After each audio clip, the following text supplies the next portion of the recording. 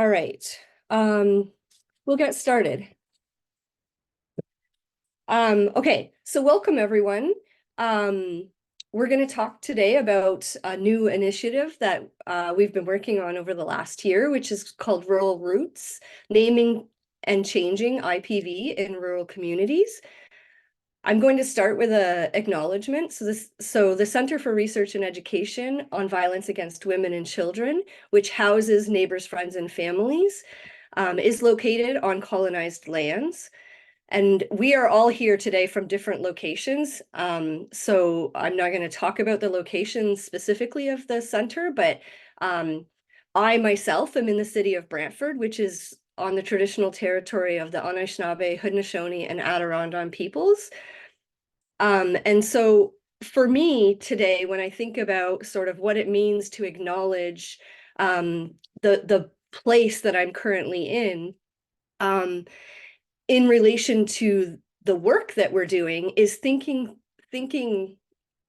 about the ways that colonization has continued to be very harmful, particularly to Indigenous women and girls who face the highest risks of violence, at a rate of around 3 times higher than non-Indigenous women. And this is due to the legacy of historical and ongoing white settler colonialism. And so with that information, what I wanted to share is a little bit of info about the Ontario Federation of Indigenous Friendship Centres, because they have a partner NFF campaign called Kanaway-Hitawin. I probably said that wrong, but it's what it translates to is taking care of each other's spirit. And I'm going to find a way to post a link to their page, because I think the work that they're doing is really important. They liked Neighbours, Friends, and Families, and they said, this is really amazing, but it does not apply to our communities in the ways that you hope it would. So we're going to take the information and indigenize it. And I think that that is really amazing, and their work is very valuable. So I will post that in just a few minutes. So we have about an hour together, and this is set up as a webinar. So if you have questions, can you please put them in the question and answer section? And we'll do our best to get to all of your questions. If we don't get to all of them, feel free to email and we can coordinate making sure you get a response. And then nearing the end, I'll find a way to post a post-webinar survey.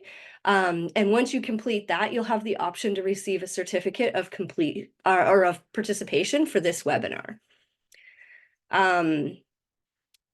So I guess I'll start with a little bit about me. So my name's Christine. I use she, they pronouns.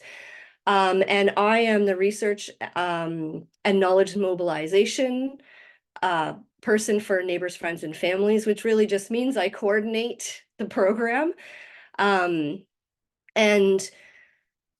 Neighbours, Friends, and Families, or what we tend to call around the office NFF, was actually launched in 2005 as a public education campaign in support of recommendations by the Ontario Domestic Violence Death Review Committee.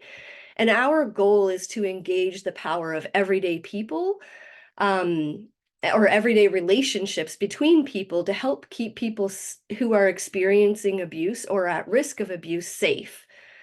And we do this by raising awareness of the signs of intimate partner violence, mostly because more often than not, what we hear from people is that they don't know what to do or how to respond when someone is experiencing violence.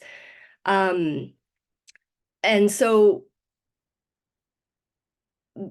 ultimately, the goal is to provide people with the tools that they need to understand what intimate partner violence is, the warning signs of it, and how to talk to folks who are experiencing it or using abusive behaviors. And essentially, we want to provide people with the skills to support folks and make appropriate referrals, because there are lots of really valuable services out there, but people don't really necessarily know where to make those referrals to. And so NFF has a number of existing resources, including an online module-based training that you can sort of enter and leave at any time, so you can take it over an extended period of time. And it's about providing people with support, like how to like be responsive in a helpful way and rather than in a non-helpful way, but also how to recognize those signs. We also have a blog page where we post blogs related to intimate partner violence. We have a number of infographics and safety planning tips for youth who live in abusive homes. And then we have other resources available on our website. So if anyone ever has any questions or ideas about a resource that would be helpful, we're always open to partnerships and continuing to be able to sort of spread that knowledge. And so you can email us if you have any questions about anything that I've talked about, or you can't find some of the things that I've talked about, and I can sort of direct you to that. All right, so now I want to welcome our amazing partners on the Rural Roots project. This work could not have happened without their time and expertise. So I want to welcome Pamela Cross, feminist lawyer and legal director at Luke's Place, and Erin Lee, executive director of Lanark County Interval House and Community Services and advocate extraordinaire. And so I'm going to pass it off to you two now to talk about Rural Roots in a little more detail. Well, good afternoon. I just want to mention, so that we're open and transparent, that Pamela Cross and myself are also members of the Ontario Domestic Violence Death Review Committee. So we serve your population and we serve you. And if there's stuff we need to take to that table, we are happy to do so. So having said that, my job today really is to explain why did we need a rural neighbors, friends, and family iteration. And in order to do so, I think we need to go back a little bit in history. And I think we need to think about a 7-month period between September 2015 and March of 2016. Rural Eastern Ontario saw 7 lives taken in 7 months. 3 were the focus of the CKW inquest in Renfrew County. 1 was a father of a woman who was the intended victim by her perpetrator. 1 was a mother and her son, the accused. 1 femicide suicide, and 1 a victim of femicide on Valentine's Day. All 7 of those tragic deaths happened in rural Eastern Ontario, Lennox and Addington, Lanark County, and of course Renfrew County. As a result of that, we were plagued with what is happening in rural Eastern Ontario and how do we gather and convene and talk about that, because certainly we're not alone. It's happening in so many rural communities, but there seems to be no vehicle by which we can sit down, we can talk about similarities, risk, and how to mitigate those things. So a series of forums were convened in 2016, 2017 with support from the Ministry of Children, Community, and Social Services. And they all took place, each of those communities, with a culminating forum that took place in Perth, Ontario. So that was some years ago. We discussed many themes and areas in need of support and change. As you could imagine, we talked about the justice system, public education, general awareness and empowerment, creative responses, transportation strategies, and working across sectors. Many of these themes are also present across the 86 recommendations that represent the CKW inquest.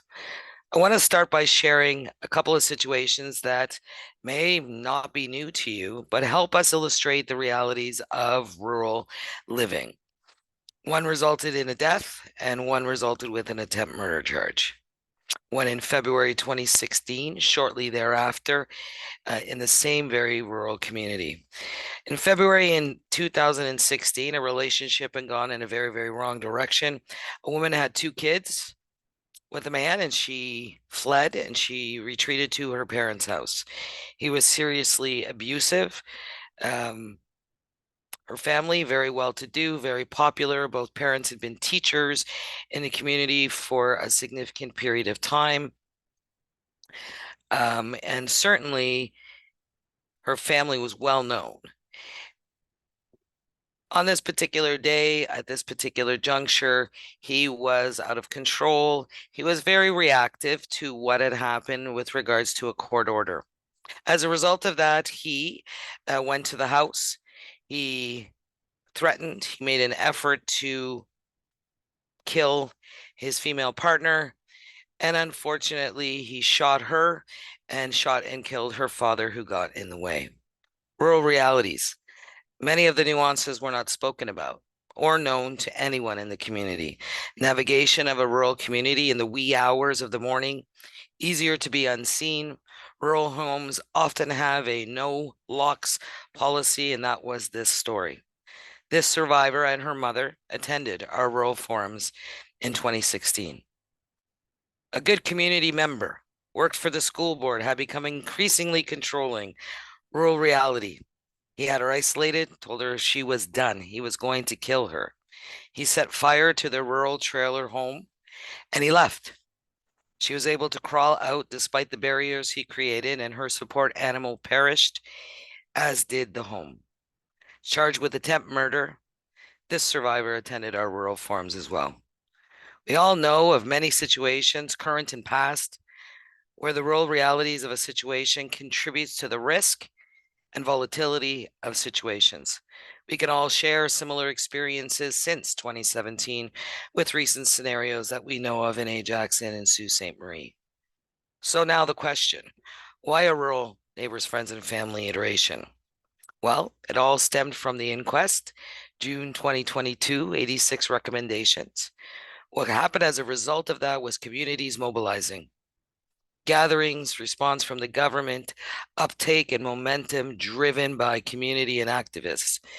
We had ROMA, the Rural Ontario Municipalities Association, the Canadian Federation of University Women, the Association of Municipalities of Ontario, big and small communities, and almost 100 made the declaration that IPV is in fact an epidemic. Rural femicides, well, the numbers have continued. 52 and 52 in 2022-23. Last year, 64 femicides, and in the last month, 8. Many of these femicides were rural. IPV is different. It's different. There are nuances in rural communities because the realities of rural living are different. Isolation, transportation, cell and internet service, geography, landscape, and police response, generational families, faith pressures. Fear is different. Fear is fast. Resources are limited and far. And connection in rural communities is real. I think there's probably a 0 to 1 degree of separation in many rural communities. As I recall it, there were so many activities and conversations going on. And one such conversation happened during an online seminar, during which the question was posed. Has Neighbours, Friends, and Family ever considered a rural iteration of the Neighbours, Friends, and Family campaign? The answer was no. And one question swiftly resulted in action and response via Barb and Christine on our screen. And here we are, with a great tool that can be used in so many ways: general education and awareness, survivor information, service providers, and all. We were able to consult with a number of rural advocates and activists across our communities and have come up with this tool that we have launched, and hopefully will be helpful to your community. I want to pass it on now to my colleague Pam Cross to talk about how the tool could be used and what the tool consists of. Thanks, Erin. And thanks to all of you for joining us this afternoon for this. It's not really a conversation. We always pretend that things are Zoom or a conversation, but we will be very happy to take any questions or comments that you have once we get to the end of our organized presentation. I actually want to go back to something Christine said when she was introducing the afternoon. Christine, you talked about how one of the reasons that Neighbors, Friends, and Families came to be was because people just don't know what to do. And I want to reinforce that. I'm one of those people who doesn't always know what to do. And this is what I do and have done for 30 years for my job. It's the only thing I do. But when I'm confronted with an actual situation, somebody I know who I feel may be in an unsafe situation in their relationship, or when I see something in the community that is sort of sets off bells or red flags for me, I'm often frozen because I don't know what to do. And why am I telling you that? Because I think sometimes people feel a sense of shame that they don't know what to do, but it's really hard. As we think about situations that we may know about or have suspicions about among our neighbors, friends, families, colleagues at work, schoolmates, people who go to the same religious institution we do, whatever, I know what will go through my head is, what if I do the wrong thing?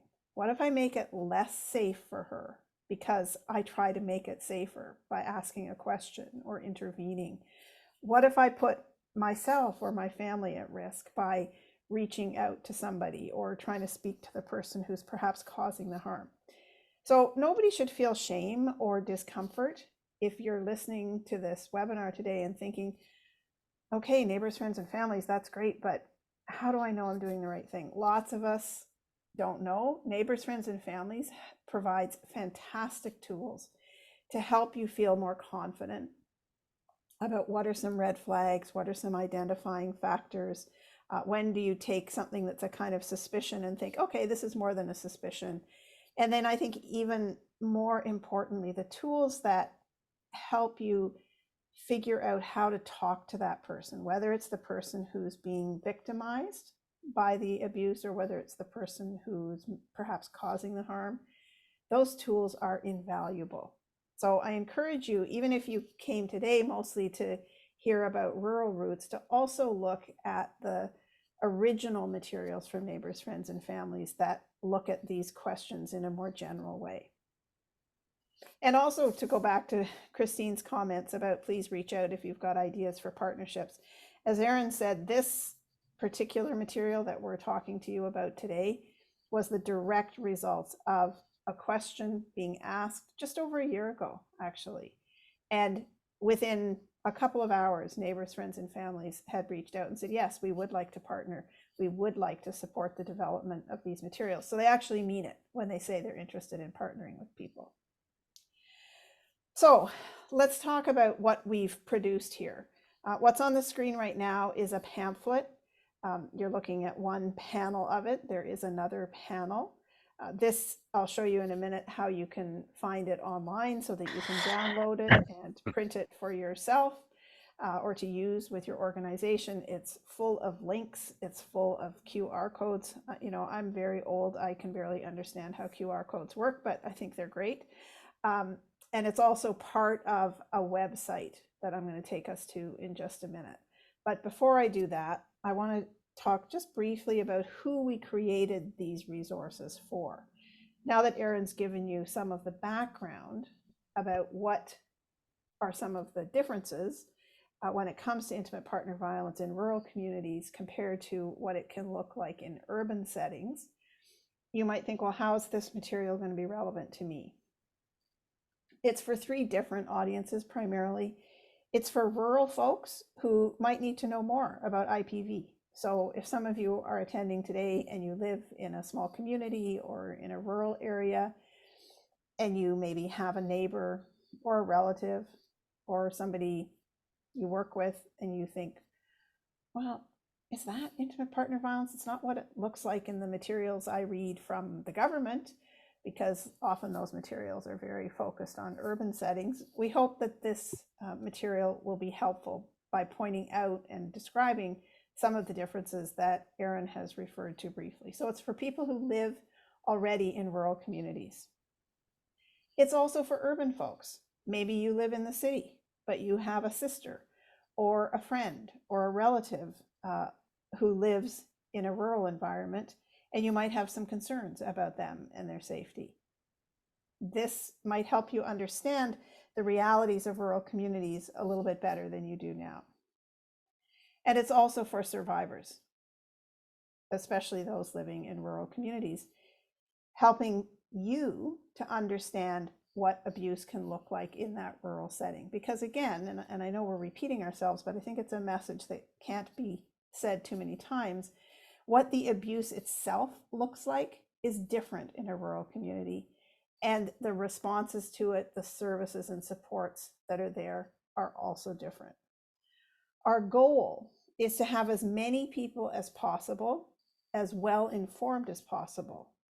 So you can see it, you know what it looks like, you can name it, this is intimate partner violence, and you can change it. Once you can see it and name it, then you're in a position to change it, both for that individual survivor, but also on a more systemic level. The more people who are well informed, the more support there is for survivors and their children. And also, especially in rural communities, the more support there is for those who provide services to survivors. I live in a city. I can drive my car around the city. The chances that an abuser whose partner I've been supporting would know what kind of car I have or know where to find my car, pretty small. The bigger the city, the less likely that is to be. If I'm living in a rural community, it's not very hard for an abuser to figure out who's driving what cars. And so as we talk about safety, and we are going to touch on that this afternoon, we of course are primarily focused on the survivor and any children or other family members. But in rural communities, it's important to also think about the folks who are providing the supports, because they don't have the protection of anonymity that's available to people who are living in urban areas. So I'm just going to take us to the website now, and bear with me if this goes badly, as it just did, because I'm not very good at this. So I apologize. Give me just 1 second, and I will get us to the website. Meanwhile, other people could talk quietly among themselves, perhaps. While Pam is getting to the website, I also want to just reiterate the importance of the tool as it relates to family members who maybe suspect that something is going on, or friends. They've spoken directly to maybe both parties and they feel like they're not getting it, they don't see the risk, but I see it and I feel it. Really, really important. You see it, you've named it. How can you change it when there's resistance within that relationship? It's about using the empowerment of your relationship and your knowledge, so you can call a crisis line. You can go on this website, you can look at the pamphlet, and you can make a connection and build a connection to resource yourself in terms of what do you do next and how do you plan in terms of your own safety, but also how do you plan in mitigating should there be a change and should there be a reality that comes upon you, right? It's really important for us to feel like, as people who are neighbors, friends, and family members, that we can empower ourselves just in terms of what the goal of neighbors, friends, and family is, to really feel like, okay, it makes sense that that window is not open and she's not willing to open that door right now. So what can I do? I can't turn my back and forget about it, but what can I do to empower myself so when it changes, I'm prepared? Thank you, Erin. And now I've got the website up, and maybe, I don't know if one of you, excuse me, could post the URL for that website in the chat as I'm chatting, because I obviously can't be trusted to do two things at the same time. So this is a web page within the Neighbors, Friends, and Families website. You can see from the bar across the top here, there are multiple areas that you could look at, and Rural Roots is one of them. That's what I've got it open to. I do just want to acknowledge the work of Luke's Place in our development of this resource. Luke's Place wrote a much longer document called Going the Distance about intimate partner violence in rural communities, and we provide a link to that in this webpage as well. And we start with the real basics here on this webpage. What's a rural or remote community? We give the definition that's used generally by Health Canada. And then we get into the specifics of what neighbors, friends, and families need to know. I do think it's worth pointing out that in Canada, about a third of the population is located in rural and remote communities. So we're a country where a significant percentage of people are living in these communities, even though often when you look at government policies or how laws work, you'd think that there were no people living outside major urban areas. And this part of the website, everything opens up into much more information. I'm not going to sit here and read this to you because I think you can all look at it in your own time. But I do want to just briefly step into each of these categories that we have on the webpage. And please, Erin in particular, if you want to jump in on anything that I'm saying here, feel free to do that. Not surprisingly, distance is a huge issue in all rural communities. Even if people live in a village or a small town, they may have to travel to a larger urban center to access services. And this can be very difficult for somebody who is in a relationship in which they're being abused or who's in the process of leaving one. Lack of public transportation, I'll talk about in just a minute, but certainly that's a factor here when we're talking about distance. But there are huge safety issues. Some of you will be familiar with family court restraining orders or criminal court peace bonds, which can keep an abuser away from the survivor. Those are pretty meaningless in places where it's going to take the police 40, 50 minutes to respond to a 911 call, because the abuser can come and to the place that they're not supposed to be and intimidate and threaten or physically harm the survivor and be long gone before help is there. So we explore that in this section. Lack of public transportation, for any of you who live rurally, will be well aware of this. Very challenging. Not everybody has a car or has access to a car. There might be a family car, but the abuser might control the keys to it, or might, if they're leaving the home, take part of the engine. I had a client whose partner always took, I don't know what it was, I don't know anything about cars, but something out of under the hood of the car that meant my client couldn't drive the car when he wasn't there. In many situations, abusers may leave the car and the keys, but they'll monitor the kilometers used on that car. They'll monitor the gas gauge to see how much gas was used while they were away. If there was another car, it's very, very critical. It's critical in terms of thinking about isolation, which I know we talk about a little bit further down. But when we think about farming and we think about women who are farming and they can't possibly leave their situation for fear of what will happen and the retribution to animals and stuff. So travel and fleeing and access are so layered when you're living in a rural community. But certainly the monitoring of gas and kilometers is a serious reality. Watching, somebody's always watching.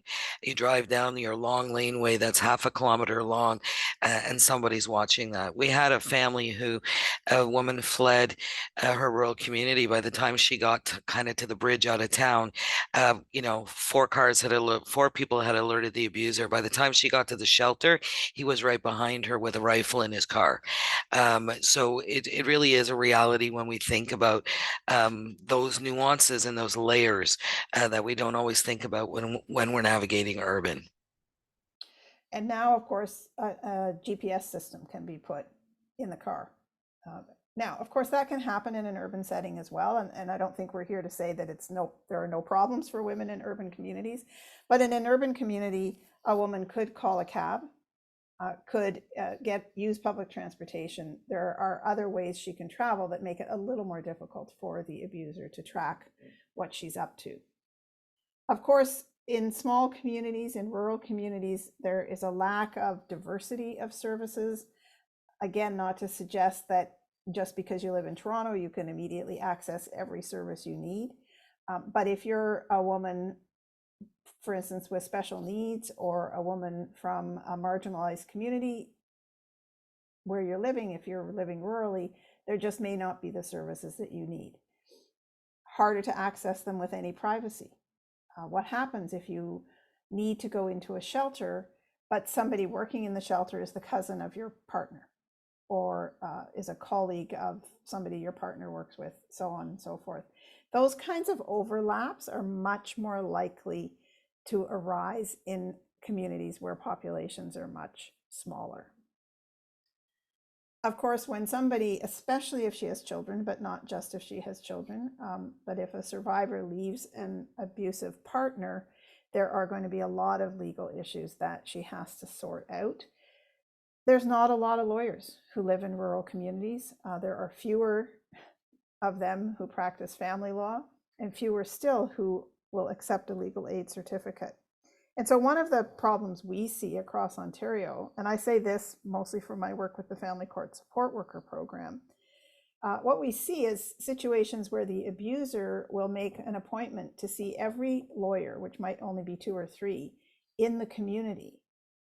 He doesn't hire any of them, but has one appointment with them. And that means every one of those lawyers is now in a position where they cannot take the woman on as a client. In legal terms, they've been conflicted out. So that's a really serious problem. It would be pretty difficult for somebody in, say, Ottawa or Toronto or London to go around and see every single family law lawyer. But in a rural community, it's not that difficult for somebody to do that. And then they've left the survivor of the abuse in a position where she just can't get legal advice. I think one of the really interesting things about rural communities is this dichotomy between a lack of privacy at the same time as there's a lot of isolation. And I'll say a couple things, but I'm sure that Erin's got a few things to say about this too. If I live in a big city, nobody's going to notice my car parked at a law firm's office. Maybe it's a big parking lot for lots of different kinds of offices. Maybe I can take public transit.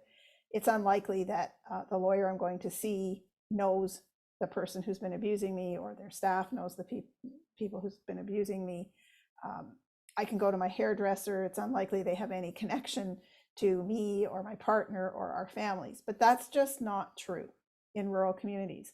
That hairdresser who sees some bruising on my neck may be related to somebody who knows my family, and so on. Police officer who responds to the 911 call might also be my neighbor, which means I don't really feel private. So there's that bundle of concerns. And then on the other side of it, there's this extreme isolation.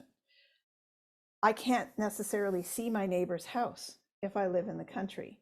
I can't get there quickly. I can't push my 3-year-old out the door and say, run next door and ask Sally to call the police, because to get next door is like a 20-minute walk or even a 15-minute walk. So I don't know, Erin, if you want to jump in on those two things, that they're the contradiction of one another, but they both exist in rural communities. They both exist, and they both can compromise and increase risk. So, we've had many situations, really unfortunate situations, where a woman's been in the shelter and a local politician came in for a visit. We happened to walk to the kitchen. The politician, in his naivete, thought there could be no way that he would know somebody who was accessing our shelter. Like, how would that even be possible? I walked into the kitchen, saw his neighbor in the kitchen. She immediately reacted. He was frozen. We had talked about, right? We talked about confidentiality, signed a confidentiality agreement. All of those things happened. And even after he left, he called back and he said to me, "Can I ask, is it the partner or is it the son?" Right. And even though you understand privacy, you understand the isolation issues, you understand those realities, he's still trying to mitigate and try to figure out what he could do, and needed that information, and expected that I likely was going to contribute to helping him understand that situation. Privacy and isolation are interconnected. When we have the generational realities, rural communities are notorious for generational families. And so cousin, friend of, doesn't matter. Your local MP or MPP, it doesn't matter. The overlap is just really quite perplexing sometimes, because you're right, Pam. The isolation is completely real. Until that barrier is broken and the courage is found to reach out or make some sort of change, and then all of a sudden your privacy is out the window. Your isolation feels like it's completely disappeared, and now your safety issues have been augmented to a level where we're now planning, making safety plans for all parts of a person's navigation of community, not just with the abuser, not just the children and the abuser, but now we're navigating and safety planning all over the place. The one last thing I want to say about isolation and privacy is that also applies to workers and advocates who are working in rural communities. Not to say that there are not safety issues for every advocate in every community, whether they be urban or rural. Some of the realities in rural communities are that, you're the neighbor of the mother-in-law, you drive a particular car. We often encourage our staff to use our agency vehicles to go to court and to attend various functions as a result of their privacy being impeded, and then their family's privacy, right? Sports on the soccer field with kids and exchanges and all of those various things that happen really do compromise the workers' safety and family members who are trying to help to mitigate and navigate rural violence. Communication, of course, is challenging. Those of us who live in urban areas take the internet and cell access for granted.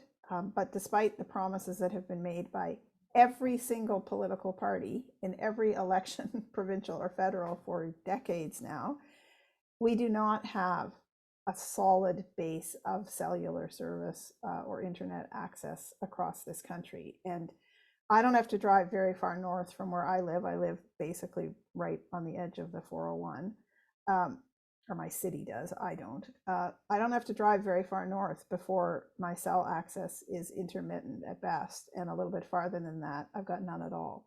So it's really challenging to put a safety plan together for a woman when you know she can't necessarily rely on the internet or her cell phone. Erin's talked a bit about animals. I don't need to reiterate what she said. Of course, a beloved pet can be just as urgent an issue for a woman who's thinking about leaving as livestock on a farm. The only difference is that the livestock has a significant economic reality that that family pet might not have. And you might be able to find someone to take your cat or your dog, but it's going to be unlikely that you would find someone to take a whole flock of sheep or a whole herd of cattle. Is that the right word for a whole lot of cattle? I don't know. So this will sometimes keep a woman in a situation that's unsafe for her because there's no way to leave and ensure the well-being of the animals. May I just say, we had a situation with a woman who was living on a farm and was a farmer. The abuser, not only can abusers get neighbors to like keep an eye out and see what's going on, but we actually had an abuser who used the bylaw officers as a tool, and had the bylaw officer coming by and monitoring what she was doing on the farm, gave her fines, told her she was non-compliant for how she had the animals housed, the feeding mechanisms, and those types of things, to try to control and mess with the situation further, right? It's systemic in terms of who we know, and even in the animal situation, that particular situation was horrific. I mean, we ended up helping to support that woman to file a complaint against the bylaw officer, the person that was monitoring for the abuser, as well as go to the MPP, because it was out of control in terms of the requirements to become compliant, in terms of her capacity to do so on her own, which was the goal, right? Drive her out. And the system was doing that with this abuser.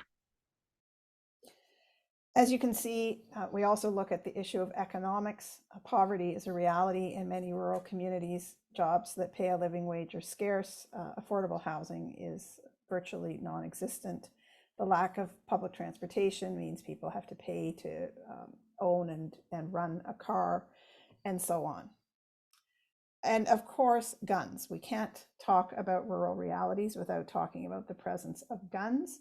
Guns have legitimate purposes in many rural homes, but they are also used as a way to threaten and in some cases actually harm or kill the victim of intimate partner violence.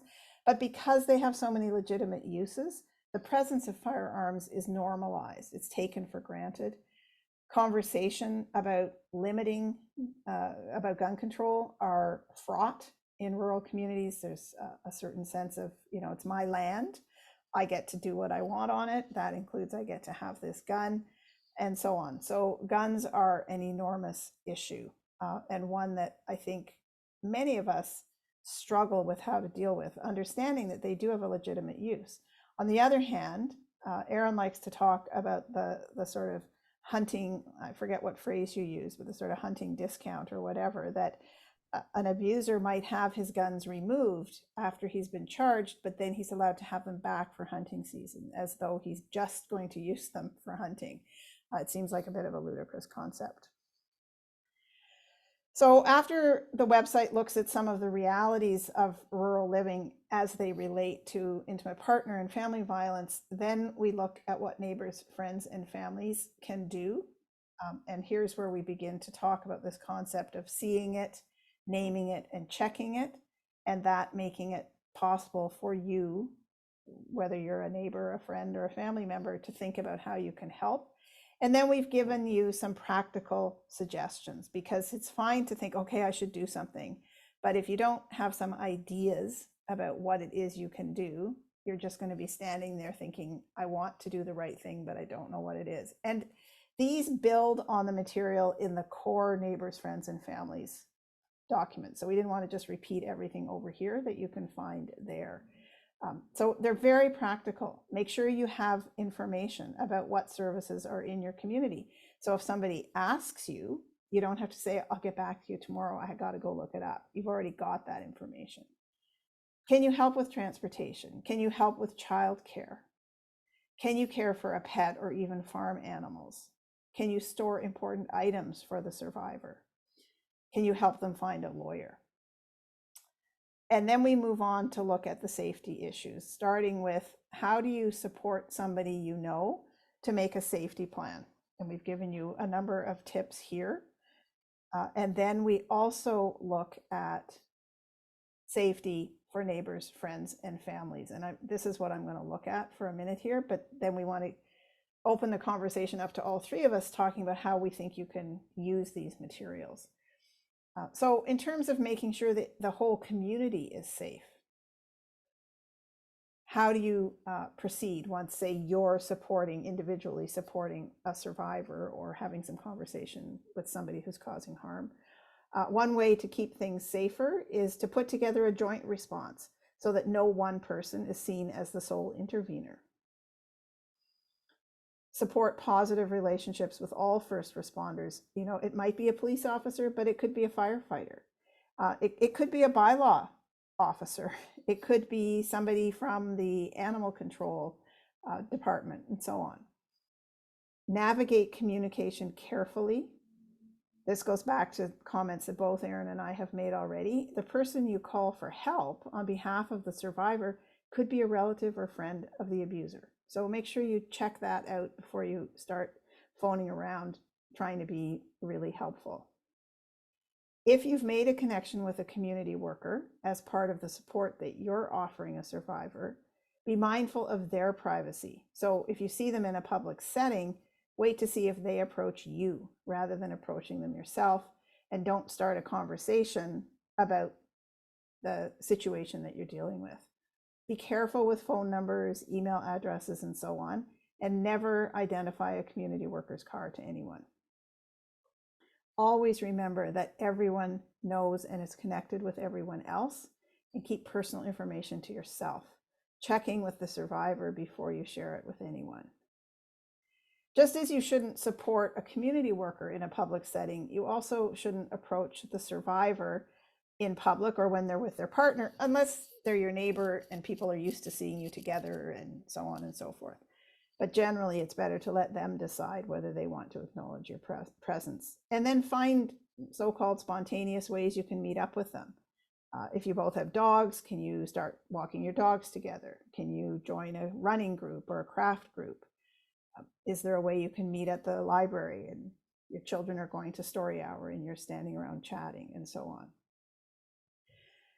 I also just want to share a couple of other links that are embedded within this document, and then I'm going to get you two to start talking a bit more again.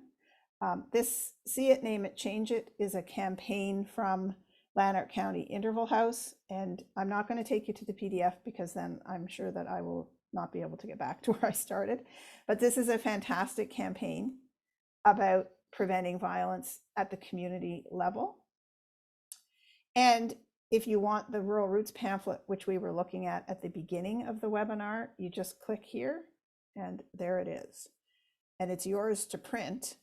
I do believe in a second, Christine, maybe you can talk more about this along with the stickers. I do believe that you have a certain number of these that are available, but people can just print them in their own community as well.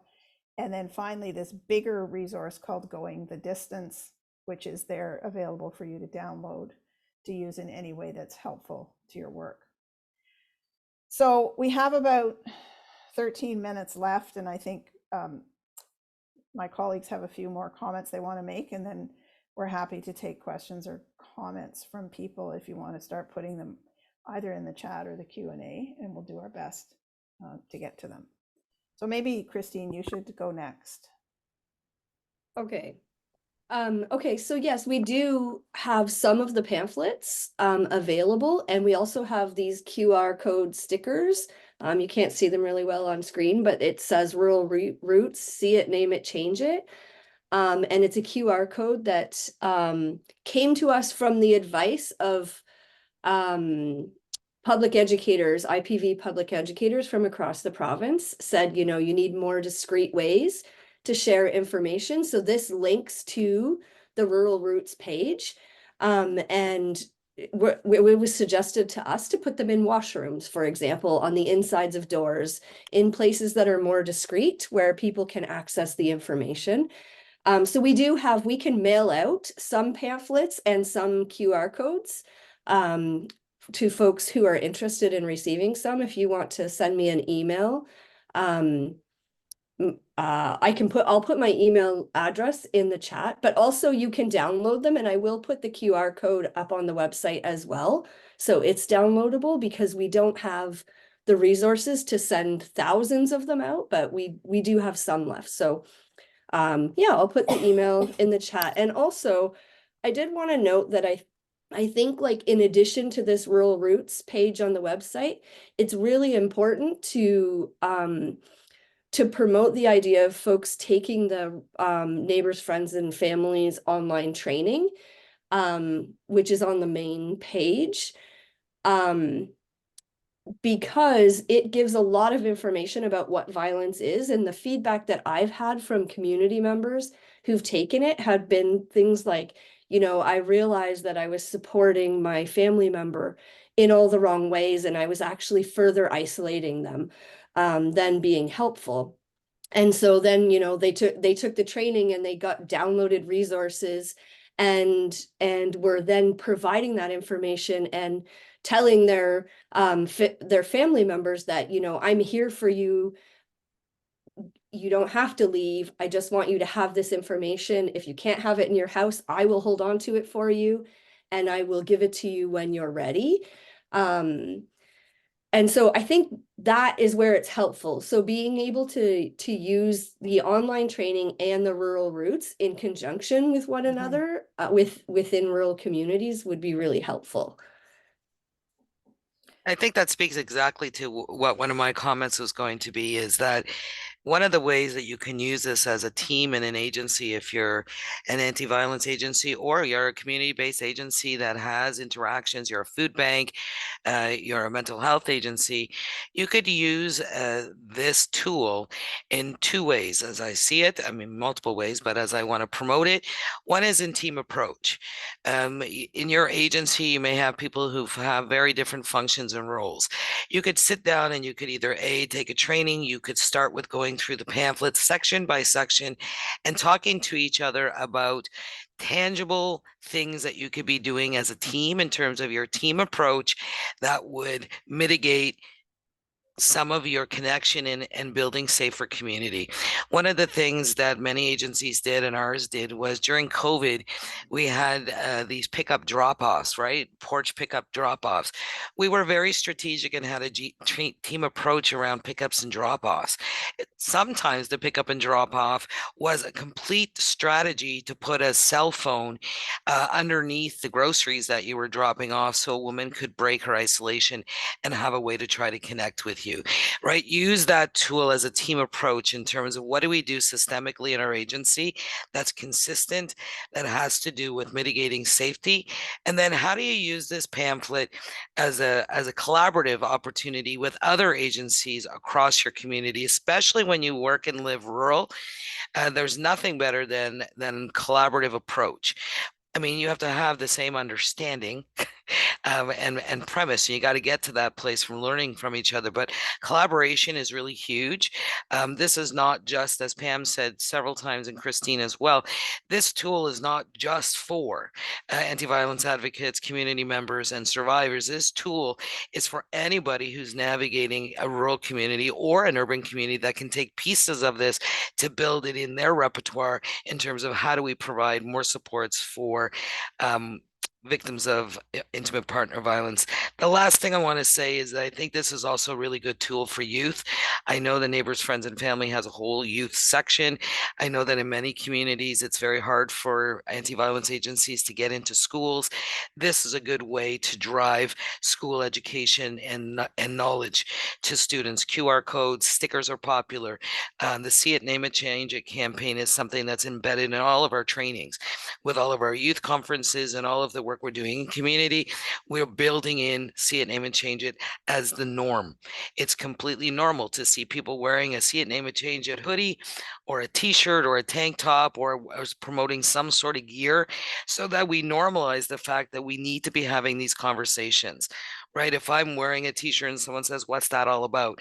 It opens the door for me to start having a conversation with people about seeing it, naming it, and changing it. And for sure, you're welcome to go on to the Lanark County Interval House website and look at the See It, Name It, Change It tools and the gear that's available. And if there's any way we can make that available to folks, we'd love to do that. Sorry, I lied. One last thing. I want to just highlight the fact that trafficking, human trafficking, is really becoming very, very popular in many, many communities, and rural communities are often on the corridors. So having this QR code stuff in restaurants and washrooms and various things may actually help a victim of trafficking who's stuck somewhere along the corridor and is unable to find their courage based on the nuances of trafficking. I think that these are opportunities to build those things in. Thank you. I'm going to tackle some of the questions that have popped up in the Q&A. Great question. What have we done to reach out to the farming community? Not a lot right now, but I think that's a partnership that's waiting to be made. So I'm pretty sure it's the Ontario chapter of the National Farmers Union has declared IPV to be an epidemic. And this is really our launch of this material. So we're just starting the work that we need to do to make sure it gets in the right hands. So to me, that's a logical organization to go to next. But certainly any of you who are part of, say, the NFU or other farm associations, you can take them to this website. You can download material, you can print material and share it with them. And I would encourage you to do that.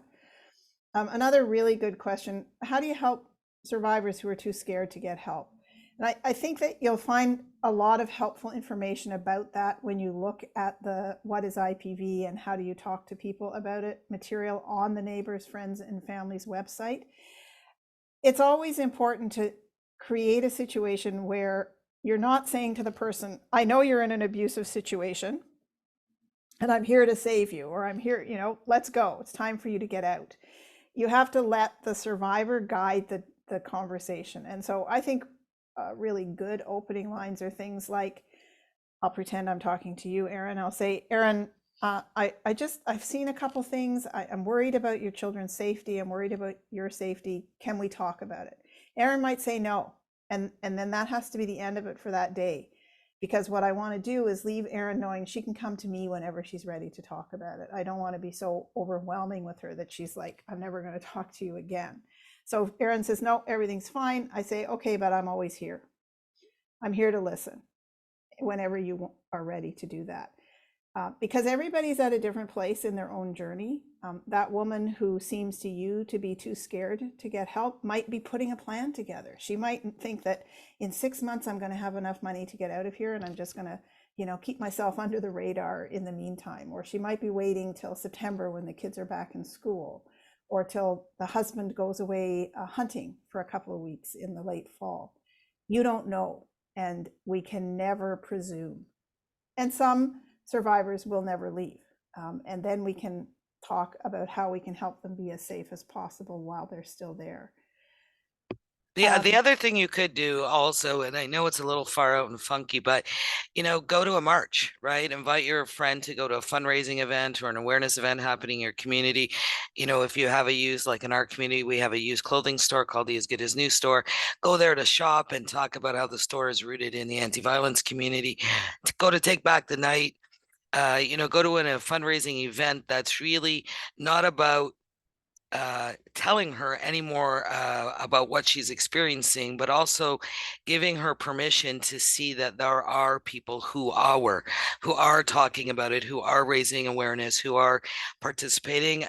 That's a really different approach in terms of being able to do that. The other thing is continue to, drop over a pie, drop over a treat of some sort because you've been baking or you found something that they might like. So you're constantly looking at how to disrupt. How do I just disrupt the cycle that I think is going on in that household? I was gonna, knock on the door and offer, I've canned a whole bunch of things. I know our staff can things, so maybe I'm gonna drop off some canned salmon so that I can disrupt that process. The farm community, just wanted to say that, we have been known to go to community-based events like, oh my gosh, I guess it's the gun show. Sounds terrible to say those words but I think that's what it's called. Gun show. We've been invited to go to agricultural events. We've been invited to go to farming events in the summertime where we have a booth and we're present at those events and we can talk to people about the realities of what we do. And sometimes we do farmers markets where, we offer people information about the service, opportunities to volunteer, and try to create those relationships across those lines so that we become more knowledgeable of each other, and then we can rely on each other when we're trying to create strategies in farming in communities and such. So those two pieces I just wanted to add. And Mel, who talked about wanting to do something at the gallery in Carleton Place, I think absolutely we could do that as a possibility, and I think you could reach out to Brianne at LCIH, and we could also help facilitate that through Neighbours, Friends, and Family if there's an interest. I think Ken's asked a really interesting question, which I hope I'm understanding correctly. And that is, has there ever been a time when this has been misidentified, and how would you backpedal? And I go back to, I think, mostly what I said a few minutes ago. If you ask open-ended questions, if you don't make any assumptions or presumptions, but you're saying to the person, when we had that neighborhood barbecue, or when we were all at the fireworks last week, it felt to me like you were uncomfortable. Is that something you want to talk about? Like, you're not saying you're being abused. You're saying, I saw something that made me feel concerned about you, and I'm here if you want to talk about it.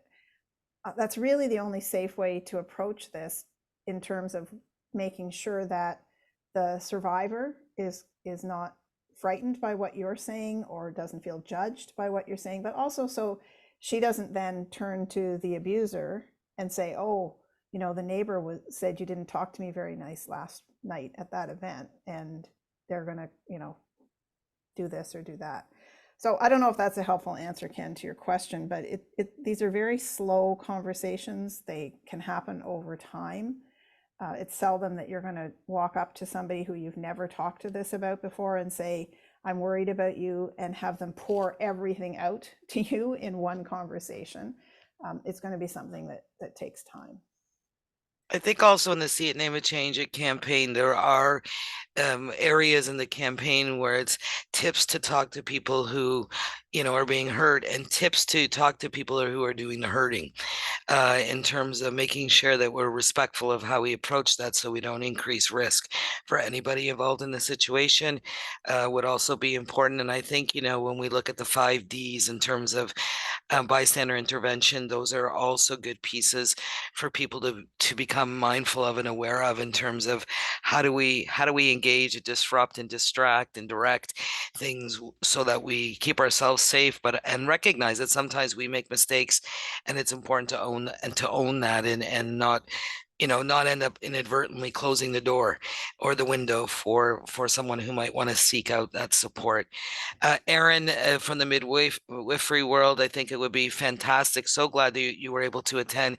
It is so critical for us to be reaching out across sectors, and definitely knowing that pregnancy and reproductive rights and coercion, all of those realities are realities that happen in so many sectors and parts of people's lives. So for sure, I'm sure, Christine, if there was a way for Aaron to be sharing this more broadly, that NFF and Pam and myself would do whatever we could to help spread that out. And I'd encourage people to take a look at the Domestic Violence Death Review Committee. You know, we have 41 risk factors that we have to look at when we review any death that has happened. And some of those risk factors are things that I think that many of us see, but we don't always know how to name it. And I think it's really important to look at those reports and other inquests as well. And to be mindful that Bill 173 is past second reading. So, you know, if you have an opportunity to talk to your local council or to talk to your MPP about what they're going to do, and the kind of education we already know exists in rural communities, the evidence is already there. How do we ensure that our MPPs are getting that information and it's going to the Justice Committee in the review process? Pam, back to you. I think we're out of time. We are, yes. Do you have a final thought? Well, I would just say that I'm really excited that we were able to partner with NFF to create these resources, and then to have today's session to introduce, I think, over 100 people to what it is we're doing. I'm looking forward to further strategies to getting it out to organizations like farming and other organizations in rural communities, and continuing to talk it up, because in the work I've been doing, and Aaron, for at least as long as I have in rural communities, this is just so badly needed. Intimate partner violence is a very different thing in a rural community compared to an urban setting, and we need to educate people about that. All right. Well, thank you all for joining us today. And if you would like more information, feel free to reach out to us. Or if you have further questions, please do reach out to us. And we would be happy to sort of keep this information moving as widely as we possibly can. So thank you. Thanks, everybody.